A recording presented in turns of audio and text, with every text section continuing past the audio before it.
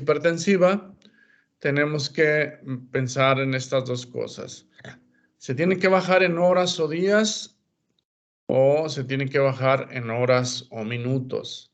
Si es horas o días, el paciente puede ser tratado de manera ambulatoria o bajarle un poco la presión en urgencias y luego darlo de alta y citarlo a los 2-3 días.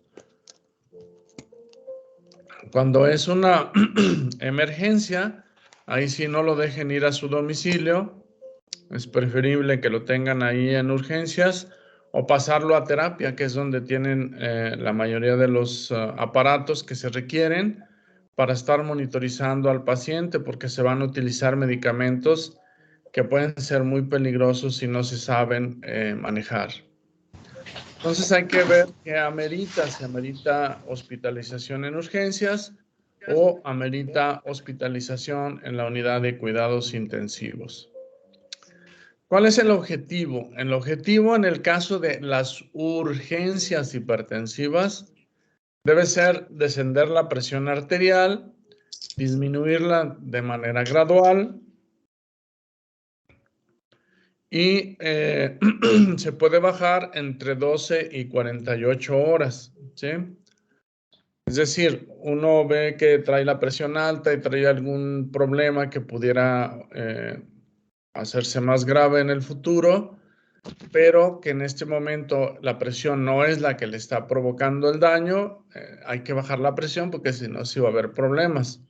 Entonces empezamos el tratamiento y vemos que baje un poquito la presión y lo citamos en unos días a ver si ya está controlada esa presión o bajársela un mes más, es decir, subir el medicamento. Fíjense que no es un objetivo llevar la presión a 120/80. El objetivo es reducir la tensión arterial y no dice aquí a las cifras que uno imaginaría. Entonces, el objetivo es reducir de un 20 o un 25% el valor inicial, no reducirla por debajo de 160/100 si el paciente tiene una urgencia. Es decir, vamos a suponer que el paciente llega con una presión de 200/100 de diastólica, entonces hay que irla bajando poco a poco, ¿sí? Durante su estancia en urgencias, y una vez que alcanzamos cifras aproximadamente entre 160 de sistólica y 100 de diastólica, podemos detenernos en el tratamiento y darle tratamiento de manera ambulatoria. ¿Qué quiere decir esto? Por ejemplo, llega un paciente con ustedes a urgencias, le checan una presión muy alta, trae cefalea, trae náusea, puede traer incluso papiledema o qué sé yo, alguna alteración. Entonces, lo pasan a urgencias y hay que bajar la presión despacito, y una vez que llegamos a una cifra cercana al 160/100, entonces ya podemos decir que el riesgo de una hemorragia cerebral ya es baja, ¿sí? Ahora, hay que tener mucho cuidado porque hay personas que tienen su presión en 160 toda su vida y por alguna razón hacen una crisis hipertensiva y 160/100 para esa persona es altísima. Entonces, debemos darnos una idea, debemos nosotros detectar qué paciente es el que tiene que mantenerse alrededor de 160/100 o que podemos todavía bajarla un poquito más. ¿Qué podemos usar para bajar la presión arterial? Pues esos son los 6 grandes grupos de medicamentos que ya vimos para bajar la presión. Pueden ser los diuréticos, los antagonistas, bueno, los ARA2, los calcio antagonistas, los IECAs, los beta bloqueadores y los vasodilatadores directos.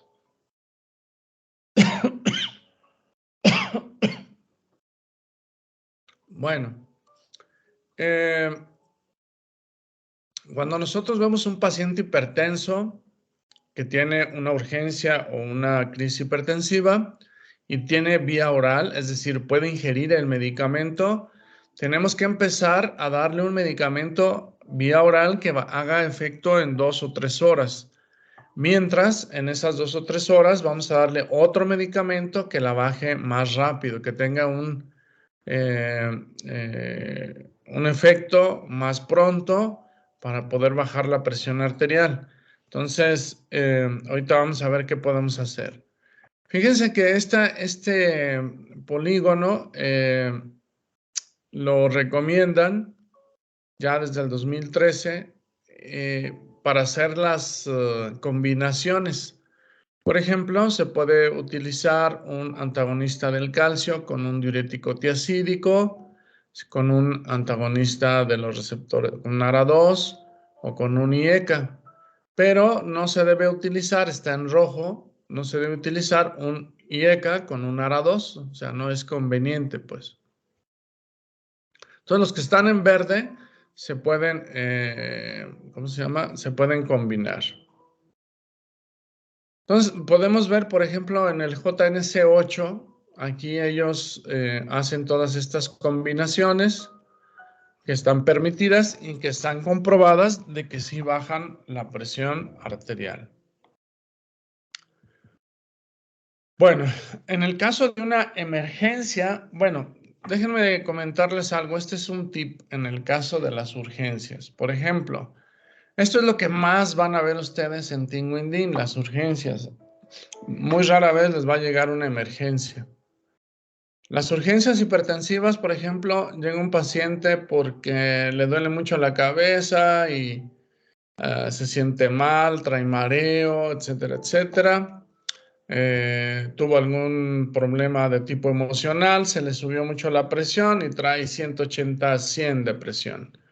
Entonces hay que dejarla ahí en urgencias, se puede acostar la paciente, de preferencia acostada, y empezamos a darle medicación. Hay varios medicamentos que podemos utilizar sin necesidad de ponerle una solución intravenosa. De los medicamentos que tienen ustedes en Tinguindín está la nifedipina, la cápsula de nifedipina de 10 miligramos, en donde esa cápsula, si ustedes la perforan, el líquido se puede poner en la lengua, por ejemplo, le pueden hacer 2 o 3 perforaciones, le aprietan y que salgan unas 3 gotitas, y luego a los 10 minutos le vuelven a checar la presión, otras 2 o 3 gotitas, y así se van bajándola poco a poquito. Anteriormente, bueno, hace muchos años, lo que hacíamos, agarrábamos la cápsula y pum, se la vaciábamos toda y les daba un bajón tremendo. Esto provocaba en ocasiones problemas neurológicos severos porque ya sabemos que estos pacientes lo que hacen a nivel de los vasos sanguíneos cerebrales es una vasoconstricción. Si nosotros les bajamos mucho la presión, va a haber una hipoperfusión cerebral y puede haber pacientes que convulsionan o pacientes que hacen un ataque isquémico transitorio. Entonces hay que ir bajando la presión poco a poquito y puede ser la nifedipina sublingual en el caso de las cápsulas. La nifedipina viene en tabletas no sirve para eso. Hay otro medicamento que es el captopril. El captopril, lo que podemos hacer es que media tableta se tritura bien en una cucharita y previamente le dan ustedes una pastilla de tratamiento para su domicilio, es decir, puede ser un enalapril, un ARA2 o lo que quieran, pero ya como tratamiento que lo van a dejar así de mucho tiempo. Y para bajar la presión en las horas siguientes, pueden agarrar el captopril, lo trituran, media tabletita, y se la ponen en la boca y que ahí la esté moviendo con la lengua. Esto hace que se absorba más rápido el captopril. Hay que ponerle media tableta y estar vigilando también cada 20 minutos, estarle checando la presión hasta que llegue a 160, 140 la sistólica, no más abajo, ¿sí? Ya que el paciente esté mejor, pueden ponerle incluso algo para la cefalea, pueden ponerle paracetamol, 1 gramo de paracetamol pueden ponerle dipirona, pueden ponerle cualquier analgésico, porque a veces la cefalea persiste, aunque las cifras de presión arterial ya se hayan controlado. No sé si me expliqué en el tratamiento de las urgencias hipertensivas. ¿Alguna duda? Doctor, ¿me puede volver a repetir, por favor, el nombre del medicamento de la cápsula de las gotitas? Se llama nifedipina de 10 miligramos en cápsulas, viene en cápsulas, es una cápsula anaranjada, que esas ya casi no las usamos, pero todavía las tienen ustedes allá en Tinguindín, entonces a veces hay que usar lo que tenemos, ¿no? No lo que queremos, porque a veces lo que queremos no existe. Entonces, nifedipina sublingual y captopril son los dos medicamentos. Si no tuvieran captopril, pueden utilizar el losartán. El losartán también media tabletita bien triturada, la pueden dejar en la boca y se les va a ir bajando la presión poco a poco y hay que estar en cada 10 o 20 minutos, estarles checando la presión para ver cómo va esa presión. ¿Sí? ¿Dudas?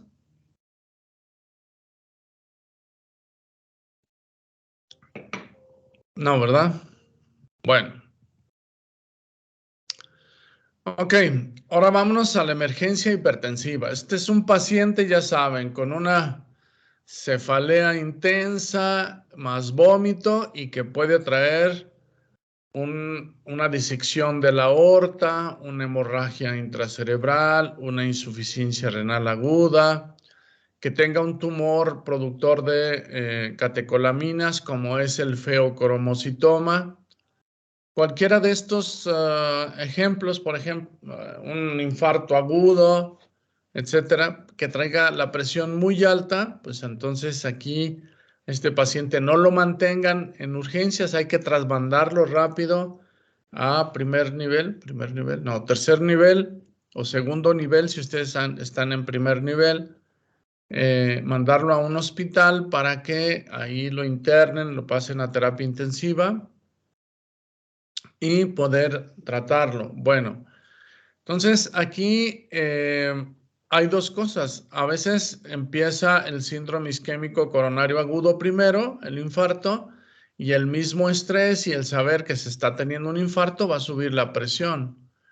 Sea como sea, a mayor presión, mayor consumo miocárdico de oxígeno, es decir, la poscarga está muy aumentada y el corazón está haciendo más trabajo.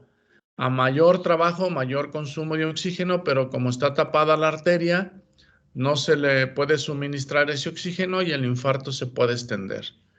Entonces, hay que agravárnoslo. Un paciente con un síndrome isquémico coronario agudo, como el infarto, con elevación del ST más hipertensión severa, hay que tratarlo como una emergencia. ¿Sí? Bueno, ya habíamos quedado que la preeclampsia grave o la eclampsia, que es cuando ya convulsionan, la paciente, por ejemplo, aquí ya está convulsionando. Acuérdense, hay que tratar de evitar que vayan a broncoaspirar, siempre ponerlas de lado si se puede, tener cuidado de no meter los dedos a la boca, aunque se estén mordiendo la lengua o lo que sea, porque se los cortan. Entonces, hay que tener, si se puede, un trapo, alguna cosa para que no se muerda la boca y no meter los dedos jamás. Entonces, en estos pacientes, una paciente embarazada con una preeclampsia grave o una eclampsia que ya está teniendo crisis convulsivas, entonces no hay de otra. Hay que pasarla a hospital. Si no quieren meterla a terapia, en el caso de la preeclampsia, pueden tenerla en piso, pero las eclámpticas sí tienen que estar en un lugar especial porque van a seguir convulsionando y hay que decidir rápido qué se va a hacer, si se va a sacar el producto o se va a mantener el producto y van a tratar de controlarle la presión y las convulsiones. Entonces, estos pacientes hay que tener cuidado porque se puede perder la vida de los dos, tanto del producto como del bebé. Perdón, del producto como de la madre. Si por ahí se animan a revisar el fondo de ojo, que es un poquito complicado, y ven que una persona tiene cefalea intensa, tiene náusea, vómito, le revisan el fondo de ojo y ven hemorragias algodonosas, que son estas manchas blancas, ¿sí? Algunas otras hemorragias agudas, cruces arteriovenosos, borramiento de papila, etcétera, etcétera. Entonces, estamos ante una hipertensión acelerada o maligna y también hay que meterlo a terapia rápido y hay que usar medicamentos intravenosos para bajarle la presión. Pacientes trasplantados renales también pueden hacer crisis hipertensiva. Acuérdense, aquí ven una foto donde se ven los dos riñoncitos ya muy dañados, de menor tamaño, hipotróficos, ¿sí? Y el trasplante renal se pone acá en la cavidad pélvica, ahí cerquitas de la arteria ilíaca y de la vena ilíaca, ahí se suturan y el riñoncito donado se pone en esta parte. Bueno, estos pacientes pueden hacer crisis hipertensiva también, los trasplantados renales. Estos también es una urgencia porque también en una crisis hipertensiva el riñón, el único riñón funcionante, puede llegar a dañarse. Pacientes con quemaduras extremas en donde pues, es bien difícil decidir qué se va a hacer. Estos pacientes hay que pasarles líquidos de manera importante, buscarle una venita, una vena o ponerle un catéter para poder pasarle soluciones, estarle checando la presión, porque estos por el estrés que tienen del dolor hacen unas crisis hipertensivas severas.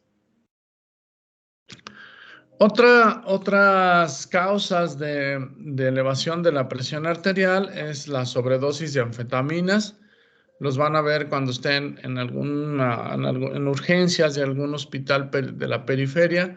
Pueden ver cómo algunas personas drogadictas que utilizan anfetaminas pueden llegar con una crisis hipertensiva severa, sobre todo con el uso de las anfetaminas. Otra droga que eleva mucho la presión arterial es la ingesta de cocaína, ¿sí? O bien drogas como las mentadas tachas y las piedras y las sabe cuánto. Entonces, en urgencia les va a tocar todo esto, va a tocar muchas personas jóvenes que se drogan con ese tipo de sustancias y que lo que van a hacer es una crisis hipertensiva que si no se corrige pueden tener una hemorragia cerebral o un edema, una insuficiencia renal aguda. Hay dos entidades, por ejemplo, la suspensión de antihipertensivos y crisis de pánico, lo van a ver también muy frecuente. Las crisis de pánico a veces pues nos engañan los pacientes si no tienen una experiencia. La crisis de pánico se manifiesta como una crisis de ansiedad, pero ellos creen que se están muriendo. Entonces, la crisis de pánico es las mentadas, como les dicen, PHs, pero en un grado superlativo, ¿sí? O sea, las crisis de pánico a veces llegan con trastornos de la movilidad, dolor, sensación de muerte, etcétera, etcétera. Entonces hay que hacer el diagnóstico de crisis de pánico. En estas crisis de pánico el estrés también produce hipertensión arterial y muchas veces se confunde con crisis hipertensiva y no es una crisis hipertensiva como tal, sino una crisis de pánico que subió la presión arterial. Y dejé al último la suspensión de antihipertensivos. ¿Por qué? Porque muchas veces ustedes saben que el peor enemigo del médico es el otro médico, ¿sí? Entonces, a veces ustedes están en un lugar, están tratando a un paciente y le están dando antihipertensivos, llega con el médico que no le cae bien y le dice, no, usted no tiene la presión alta, suspenda todo, usted no tiene hipertensión o nada más tómese esto y ya. Al suspender los antihipertensivos y tenía bien la presión arterial, puede tener una elevación importante en la presión arterial que puede llegar con ustedes con una hemorragia cerebral, ¿sí? Entonces hay que tener cuidado. La suspensión de los antihipertensivos debe ser lenta, gradual, ¿sí? Y solamente si es necesario. Ah, caray. Bueno, esta yo creo que estaba ahí ¿cómo se llama? Después de la embarazada. Y vemos aquí cómo la preeclampsia leve, preeclampsia severa y eclampsia inminente, cómo hacer el diagnóstico, pero eso ya lo habíamos visto. Bueno, entonces, ¿qué es lo que hay que hacer? Hay que pensar si lo vamos a llevar a urgencias o a terapia intensiva, ¿sí? En urgencias y en terapia intensiva deben tener monitores de presión no invasiva, que es este tipo de presión. O sea, es un baumanómetro que se pone y que él solito, ustedes lo programan y él solito va a estar checando la presión cada 10 minutos, cada 5 minutos, cada 15 minutos. O bien podemos utilizar presión invasiva, es decir, picamos la arteria radial, ¿sí? Y metemos un catéter y ese catéter se conecta a un monitor y nos va a dar la presión de manera continua, sin necesidad de que esté inflándose este baumanómetro. O bien, si no tiene ninguno de estos dos monitores, pues ni modo, estar checando nosotros de manera manual la presión arterial. Bueno, esto también es importante que lo entiendan. La gravedad de una emergencia no está en el nivel de las cifras de hipertensión, sino en el daño que está provocando. Entonces les digo, me ha tocado ver a mí personas con hemorragia cerebral con 150, 90 de presión, ¿sí? Pero que normalmente eran personas que traían 110, 70. Entonces, las cifras no indican la emergencia, sino el daño que están provocando, ¿sí? La rapidez con que se eleva también es una cosa que hay que tomar en cuenta. Lo malo es que no sabemos qué tan rápido se está elevando, excepto que el paciente esté hospitalizado. Porque si llega de su domicilio no sabemos qué presión tenía antes. Si está hospitalizado, sí, porque lo estaban checando y tenía cifras en algún expediente anotadas de cuánto era lo que tenía. Bueno, otra cosa es que no sé si han oído que las personas jóvenes tienen daño más severo que las personas de la tercera edad. Resulta que los hipertensos crónicos, o sea, las personas ya grandes de edad, toleran mejor la elevación aguda de la presión que las personas jóvenes. De tal manera que en los jóvenes una elevación rápida y brusca de la presión arterial puede romper un vaso sanguíneo a nivel craneal y provocar una hemorragia cerebral. Bueno, estos son medicamentos que son un poquito difíciles de manejar, un poquito les digo porque ya cuando tiene una experiencia ya los maneja uno como si nada. Pero son medicamentos que tienen que tener ustedes en mente que existen. O sea, los medicamentos que vimos para el tratamiento crónico de la hipertensión arterial son los que vimos que son 6 grupos. Pero estos medicamentos son para tratar las emergencias y son medicamentos, por ejemplo, vasodilatadores. Por ejemplo, el nitroprusiato de sodio es un medicamento, déjenme ver si viene acá. Sí, aquí viene. Bueno, esta tablita yo se las aconsejo que le tomen una foto y la pongan en su memoria del teléfono, del iPad, de la computadora y si pueden, de una vez métanla en su cerebro porque van a utilizar mucho estos medicamentos si les llega a tocar estar en urgencias de algún hospital grande, ¿sí? Bueno, vamos a ver, no es necesario aprendérselos todos, pero si pueden, pues qué mejor. Bueno, entonces, ¿qué hacemos cuando llega una emergencia? Llega una emergencia, hay que pasarlo a urgencias o a terapia intensiva y hacemos monitoreo no invasivo de la tensión arterial, excepto que el paciente esté muy grave y que no le podamos nosotros de alguna forma checar la presión de manera no invasiva. Hay que ponerle una punción de la arteria radial y ponerle un catéter en esa zona para estarle checando la presión de manera directa. Inmediatamente que nosotros empezamos ya con el monitoreo, utilizamos en ocasiones un diurético, le ponemos furosemide 40 miligramos intravenoso en bolo, ¿sí? O 20 miligramos, las ámpulas vienen de 20. Entonces, podemos ponerle una ámpula o 2 ámpulas de furosemide directo, ¿sí?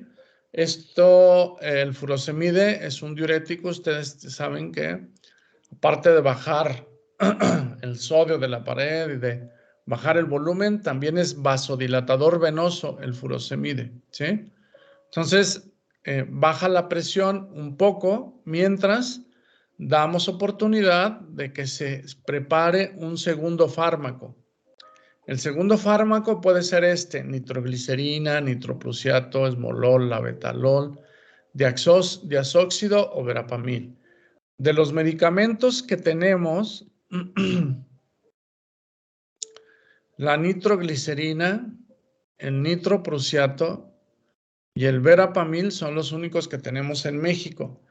Creo que en el seguro tienen diazóxido, pero estos 3 sí los tenemos aquí en México. La nitroglicerina es un medicamento fácil de utilizar y no tan peligroso. El nitroprusiato, hay que tener mucho cuidado, ¿sí? Si se nos pasa la dosis,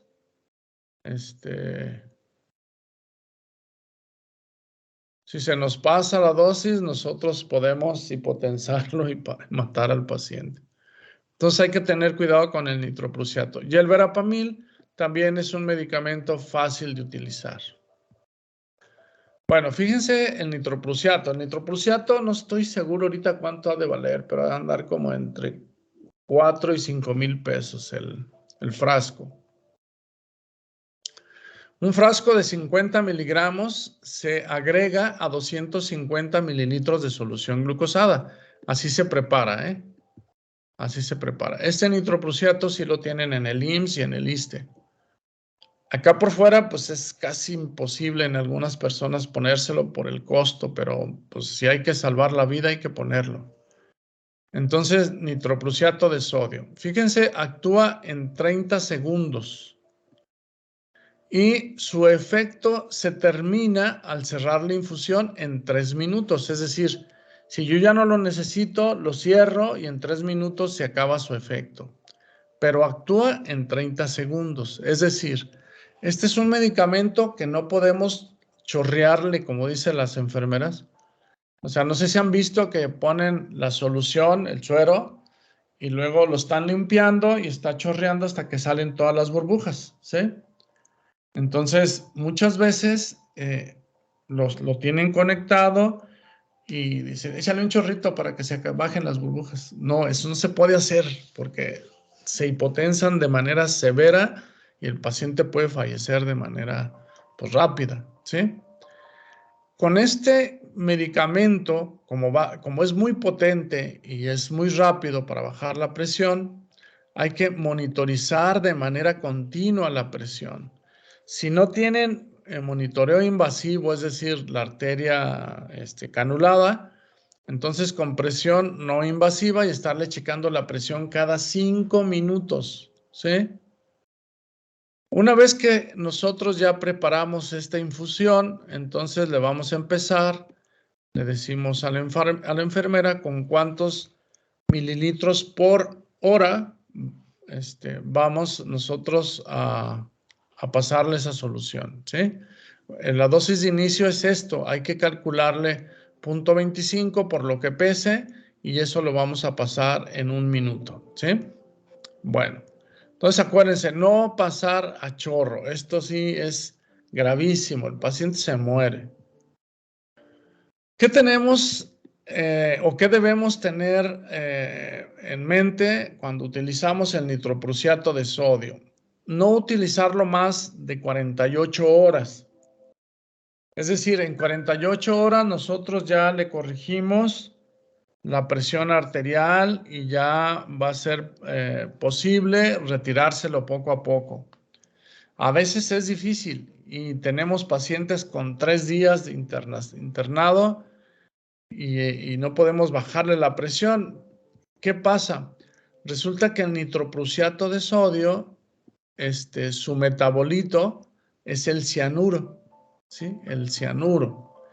Y si duramos más de 3 días utilizando nitroprusiato, se puede provocar una acidosis metabólica, ataxia, náuseas y vómito. Es decir, una intoxicación por cianuro, ¿sí? En el caso de las embarazadas, también tener cuidado porque este cianuro pasa la membrana uteroplacentaria y tiene un efecto tóxico en el feto. Entonces, utilizarlo de manera, pues lo menos que se pueda en el tiempo, ¿sí?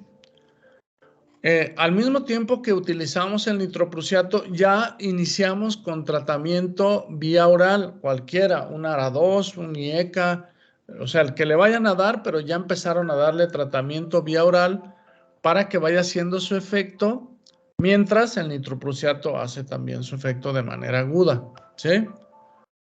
Y hay que retirar inmediatamente el nitroprusiato una vez que el tratamiento vía oral de tiempo crónico prolongado hace su efecto. Como ven, el nitroprusiato es un medicamento que casi siempre lo manejan los intensivistas, los cardiólogos y obviamente los urgenciólogos en ocasiones. Pero son medicamentos que tienen y a veces los mismos residentes los utilizan, entonces hay que tener mucho cuidado. La nitroglicerina es otro medicamento. Otra cosa, el nitroprusiato para poder administrarlo tiene que taparse con papel de ese negro que era para hacer copias, no recuerdo cómo se llama ese papel. Tiene que taparse todo el suero y la canal, todo el tubo hasta donde está la aguja, porque se inactiva con la luz, ¿sí? Con la luz este medicamento deja de actuar, entonces tiene que estar, tiene que estar protegido de la luz. La nitroglicerina es un medicamento más fácil de utilizar, es un medicamento que se utiliza también por vía intravenosa. Aquí lo que hacemos es un frasco de 50 en 250 de solución glucosada y fíjense que empieza a actuar como a los 2 o 5 minutos. El nitroprusiato a los 30 segundos ya empieza a actuar. Este empieza a actuar como a los 2 o 5 minutos y una vez que lo cerramos termina su acción a los 15 minutos. Hay que acordarnos que la nitroglicerina es reabsorbida por el plástico, entonces toda el tubo para poner la solución puede estar impregnado en nitroglicerina. Entonces a veces hay que moverlo, pasarle, ahora sí, chorrearlo, pero afuera, y luego ya conectarlo al paciente para que todo se impregne, todo el tubito y deje pasar parte del medicamento. Entonces, aquí la dosis es dosis respuesta, empiezan con dosis bajitas, empiezan 3 mililitros por hora y luego 5 mililitros por hora y así se van. Van a ir subiendo hasta que tengan una respuesta de manera adecuada, es decir, que llegue el paciente a 160, 100, 150, 100.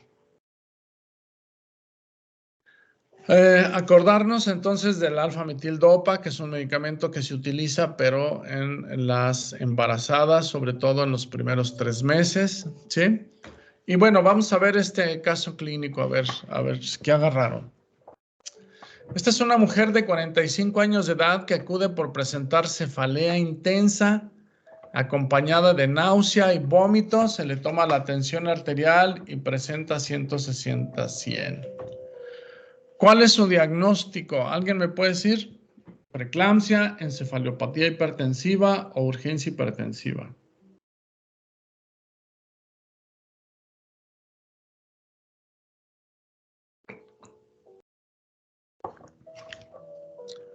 ¿Alguien está del otro lado de la pantalla?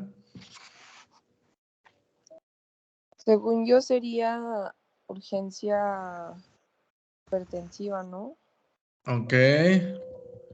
Porque preeclampsia, pues no nos dicen que esté embarazada, ¿verdad? ¿Y encefalopatía qué necesita haber hecho para poder decir que era encefalopatía?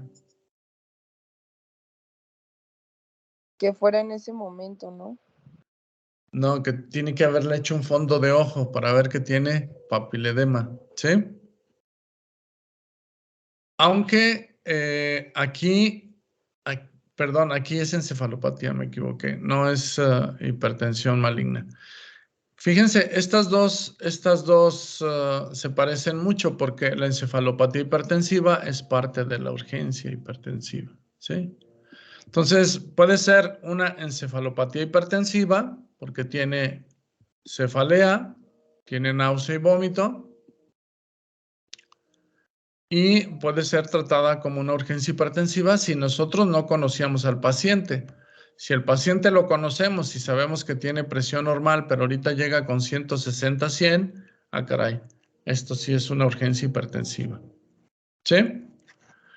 Ok, ¿cuál sería el siguiente paso?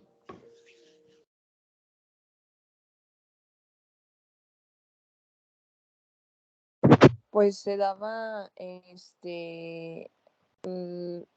la, la nifedipina, la ampolleta la cápsula, perdón, que había dicho. Ok, a ver, ahí les va. Parece que nomás estamos usted y yo, ¿eh? La paso a urgencias y la monitorizo. Le doy nifedipina o captopril sublingual y le mando a hacer un examen de embarazo. O solo le doy analgésicos y que venga mañana. ¿Qué harían?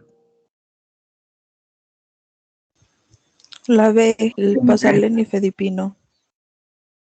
O sea, le Yo dan también. nifedipino y le mando a hacer una prueba de embarazo. Yo ¿No elegiría podríamos pasar urgencias y monitorizarla? A ver, otra vez, ¿cuál? ¿La pasaría a urgencias y la monitoriza? Ajá.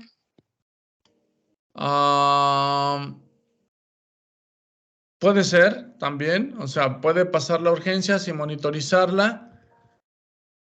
Y luego darle nifedipina o captopril y mandarle a hacer un embarazo y ya que esté mejor le dan analgésicos y que venga mañana. Cualquiera de las tres pueden ser, ¿sí?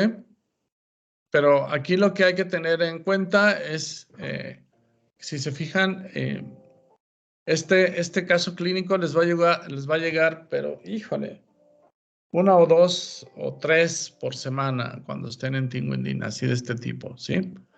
O sea, no saben ustedes si la presión se subió rápido, si la presión que tenía era normal. La bronca aquí es esto. Todo paciente que llegue con cefalea, náusea y vómito e hipertensión, a veces es un desafío en el diagnóstico porque no sabemos si ya era hipertensa y trae cefalea y náusea y vómito de otra etiología o si la hipertensión fue la que le causó esto. De todas maneras, lo que podemos hacer es pasarla a urgencias y monitorizarla si es que tienen urgencias. Y si no, pues no tienen urgencias, están en su consultorio. Híjole, la pasan, le checan la presión, le dice, voy a darle unas gotitas, 2, 3 gotitas de nifedipina o captopril sublingual y le volvemos a checar otra vez la presión. Y ya que esté bien la presión, podemos mandarle a hacer un examen de embarazo y agregarle analgésicos, como les había dicho, ¿sí? Ok, entonces, ¿cómo la tratarían? Iniciamos tratamiento vía oral de acción rápida, le ponemos nitroglicerina intravenosa a dosis respuestas o le ponemos nitroprusiato. ¿Ustedes qué harían?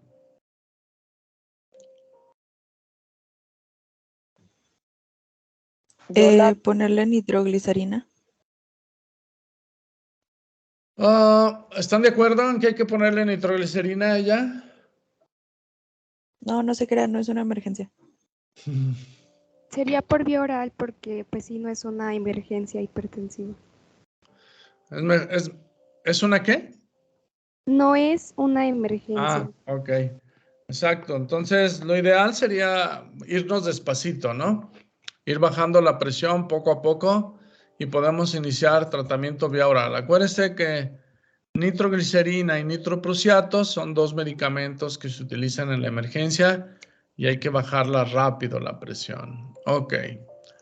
Bueno, vamos a ver este paciente masculino de 62 años que inició con cefalea intensa. Después de una discusión, a los 30 minutos comienza con dolor precordial y diaforesis. Acude a urgencias y trae esta presión 200/120. Se toma un electrocardiograma. ¿Y cuáles serían sus diagnósticos?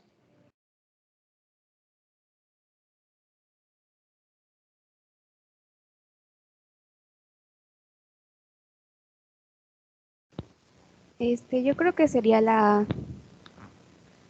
La A, una crisis hipertensiva con un síndrome coronario agudo. Sí, yo también creo eso. Ok. ¿No es un ataque de ansiedad con cefalea?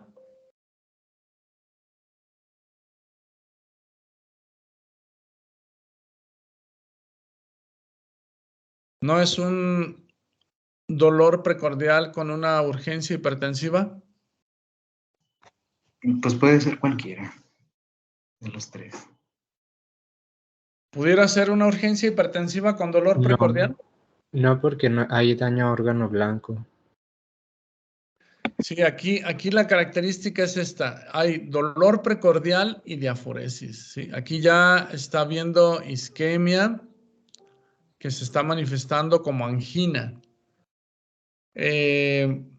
No tenemos el electro, pero está habiendo ya molestia en un órgano, entonces ya se está catalogando o se debe catalogar este paciente como crisis hipertensiva con un síndrome coronario agudo, muy probablemente, ¿sí? Ok. ¿Cómo lo tratarían?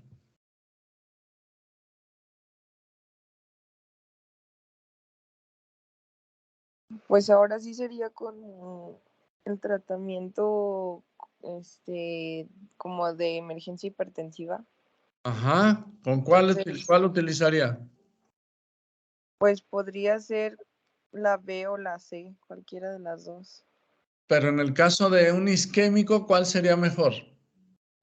El nitroprusiato porque va a actuar mucho más rápido que la nitroglicerina. Sí, el nitroprusiato actúa más rápido que la nitroglicerina, pero es un vasodilatador arterial periférico. ¿Se acuerdan qué efectos tiene la nitroglicerina? Es vasodilatador venoso y coronario. Exacto. Entonces, ¿cuál utilizarían? La nitroglicerina.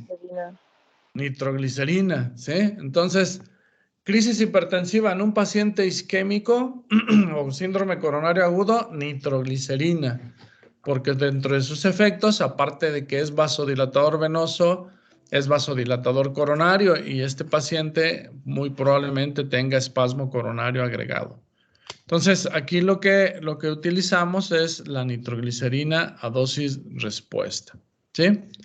Que no tiene nitroglicerina, pues ni modo, utilizamos nitroprusiato. Pero de primera, esta, ¿ok? Muy bien, ya para terminar, hay que estar seguros de que estamos ante una crisis hipertensiva. O sea, no porque llegan con 200/100 es crisis hipertensiva, sino que si el paciente no tiene síntomas o la cefalea es por otra causa, o se confunde la cefalea del hipertenso con migraña, hay que tener cuidado, hay que hacer bien el diagnóstico. 1. 2. Hay que clasificar bien entre emergencia, donde hay que tratarlos rápido, y urgencia. Y acuérdense que hay que irnos despacito, pero rápido, ¿sí? O sea, no sé ni cómo, pero hay que irnos tranquilos. Porque si queremos bajarles la presión, lo que vamos a hacer es dañarles también su cerebro. Pero hay que irnos bajarles la presión de manera lenta, pero sostenida, ¿sí? Acuérdense aquí que bajarla en minutos ya no es lo más indicado, sino que hay que bajar la presión poco a poco y llevarla hasta una presión meta. Si yo digo, este paciente trae 200/100, la presión meta es 160/90, por ejemplo, 150/90, hasta ahí, de manera aguda. Ya después, como ya le empezamos su tratamiento crónico, se le va a ir bajando poco a poco. Tengan mucho cuidado si no han iniciado el tratamiento crónico. Vamos a suponer que se les olvidó y ustedes llegaron y le pusieron gotitas y no le han dado nada de medicamento para que se vaya a su casa. Si se va a su casa, una vez que se acabe el efecto de los medicamentos que le pusieron sublinguales, se va a volver a subir. Entonces, no pueden dejar ir a un paciente a su casa si no se ha tomado un medicamento de acción crónica, ¿sí? De acción prolongada. Ok, si es una emergencia, ¿sí? Emergencia con M de muerte, hay que hospitalizar y monitorizarlo y decidir cuál es el mejor medicamento a utilizar, ¿sí? Y si utilizamos fármacos intravenosos, hay que saber manejarlos y tener mucho cuidado, insistir en enfermería, no chorrear. De hecho, las enfermeras que están en terapia ya saben, pero las de urgencias a veces no saben y tenemos que decirles, no vaya a pasarle chorritos, no vaya a pasarle, tenga bien cuantificado lo que se le va a pasar y tener mucho cuidado en el uso de estos medicamentos. No hay que tenerles miedo, pero tampoco hay que utilizarlos de manera descuidada. Entonces, esto es lo que hay que aprender más o menos de crisis hipertensiva. ¿Tienen alguna duda?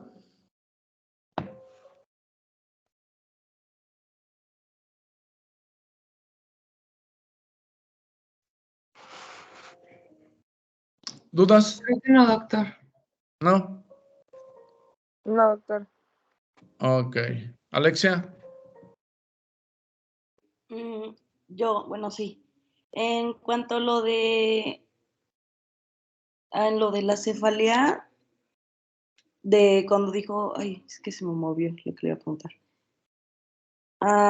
De lo del, cuando sale de clínica de dolor precordial, no, el de arriba, perdón, en lo de la encefalopatía hipertensiva, entonces solo con tener los datos clínicos ya se considera encefalopatía, si no tuviéramos sería una crisis hipertensiva.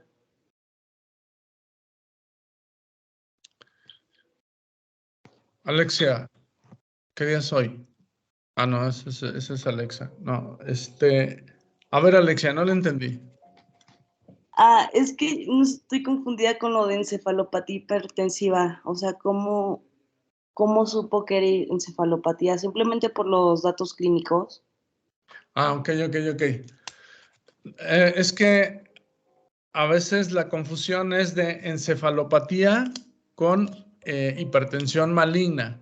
La hipertensión maligna es cuando hay cefalea y trastornos en el fondo de ojo, papiledema, hemorragias y todo eso.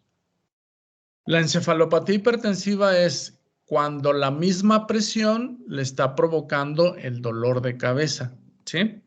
Esa es una encefalopatía hipertensiva. Cuando la presión es tan alta que la misma presión es la que provoca la cefalea y que nos está indicando que si no hacemos algo, este paciente va a tener un daño a órgano blanco. La cefalea es el dato clínico más importante que nos dice que hay que hacer algo en estos pacientes.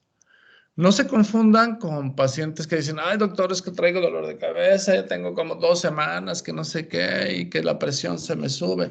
Eso no es una emergencia. La emergencia es, la urgencia es que, ¿sabe qué? Yo estaba bien, pero pues me peleé con un cuate que pasó ahí, no sé qué. Y desde que me pasó eso, traigo un dolorón de cabeza durísimo y he vomitado 2 veces. Es muy diferente un cuadro de ese tipo a unos que llega una señora que tiene 15 días con el dolor de cabeza. Entonces, para decir encefalopatía hipertensiva, significa que antes no tenía el dolor de cabeza y que parece que primero se subió la presión y luego empezó el dolor de cabeza, no al revés. Entonces, encefalopatía hipertensiva nada más es el dolor de cabeza que se origina por elevación de la presión arterial y que es un dato clínico importantísimo que nos dice que si no hacemos algo, este paciente puede tener daño a órgano blanco. ¿Sí, Alexia? Sí, ya, muchas gracias. Ok. Y ahí lo que lo diferenciaría de la hipertensión maligna era lo del fondo de ojo, ¿verdad? Exacto. En la hipertensión maligna es el fondo de ojo. Si nosotros vemos un paciente con hipertensión y cefalea, tiene encefalopatía hipertensiva.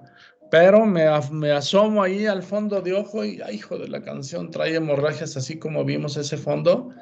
Hemorragias de color blanco o, bueno, zonas de color blanco, zonas de color rojo, cruces arteriovenosos, edema de papila. Sí, trae una encefalopatía hipertensiva. Este paciente está teniendo edema cerebral severo, ¿sí?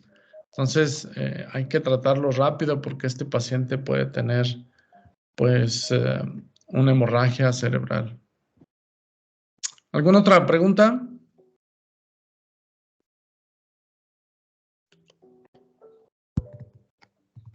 ¿No? Ok. Bueno, si no hay preguntas, ya la próxima semana empezamos a ver fiebre reumática y valvulopatías, ya casi para terminar el curso. Entonces, nos vemos la próxima semana.